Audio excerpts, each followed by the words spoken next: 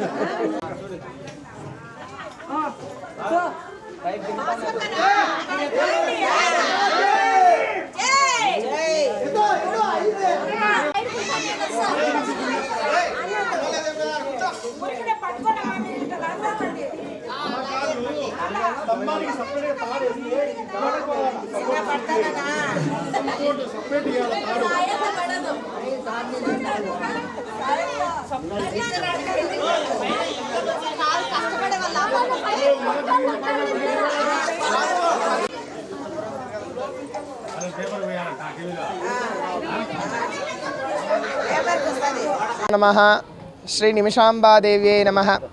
మన కడప గ్రామంలో అలాగే మన బెల్లంమండ వీధిలో వెలిసినటువంటి శ్రీ నిమిషాంబాదేవి యొక్క స్థిర జీర్ణోద్ధారణమైనటువంటి ధ్వజ ప్రతిష్ఠా కార్యక్రమము ఈరోజు అంగరంగ వైభవంగా ఆ యొక్క ఆర్య క్షత్రియుల సమక్షంలో అందరి యొక్క భక్తాదుల యొక్క సమక్షంలో ఈరోజు నిర్వహించడం జరిగింది. ఇందుకు గాను ఎందుకు చేయాలి ఈ ధ్వజం అంటే, మనము దేవాలయంలో అమ్మవారిని ఎంత పెట్టుకొని ఎన్ని పూజలు చేసినా కూడా ముఖ్యంగా ధ్వజస్తంభం అనేటువంటిది ఉండాలి. ఎందుకంటే ఆ యొక్క అమ్మవారి తీవ్రమైనటువంటి శక్తి ఆ యొక్క ధ్వజస్తంభానికి తగిలి మళ్ళీ ఆకాశాత్ పతితంతవ్యం యథాగచ్చతి సాగరం అన్నట్టుగా మనకు శాస్త్రాల్లో పరిపరి విధాలుగా చెప్పబడి ఉన్నది. అందుకు గాను ఈరోజు మన గ్రామంలో భక్తుల సమూహంతో ఈరోజు ప్రతిష్టా కార్యక్రమం నిర్వహించడం జరిగింది. నా పేరు శ్రీవత్సవ ఋగ్వేద పండితులు, నంద్యాల. శ్రీమాత్రే నమః. కడప పట్టణం బెల్లంమండి వీధిలో నిర్మింపబడినటువంటి శ్రీ నిమిషాంబాదేవి దేవస్థానం 21 సంవత్సరం పూర్తయినందువలన దారు ధ్వజస్తంభము ఖిన్నమైనది. అందు నిమిత్తము మళ్ళీ కొత్త దారు ధ్వజస్తంభ కార్యక్రమము 3 రోజుల నుంచి చేయడం జరిగినది. మొట్టమొదటి రోజు మండపారాధన, తర్వాత గణపతి పూజ, శ్రీమన్నారాయణ హోమము నిర్వహింపబడినది. రెండవ రోజు 18వ తారీఖు మంగళవారము చండీ హోమము పారాయణము నిర్వహింపబడినది.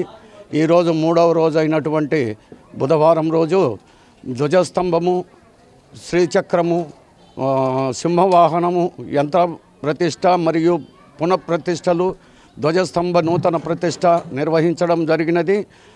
తదుపరి మధ్యాహ్నము భోజన కార్యక్రమం నిర్వహింపబడినది.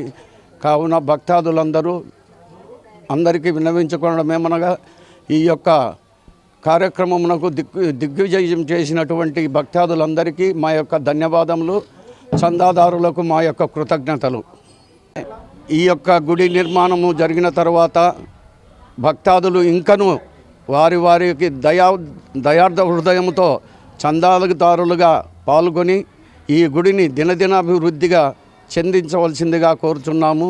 అభివృద్ధి చెందడమే మన అందరికీ ఆశయంగా పెట్టుకున్నాము. తదుపరి వచ్చేటువంటి జనసమూహానికి ఇదొక గుర్తుగా నిలబడాలని మా యొక్క కోరిక.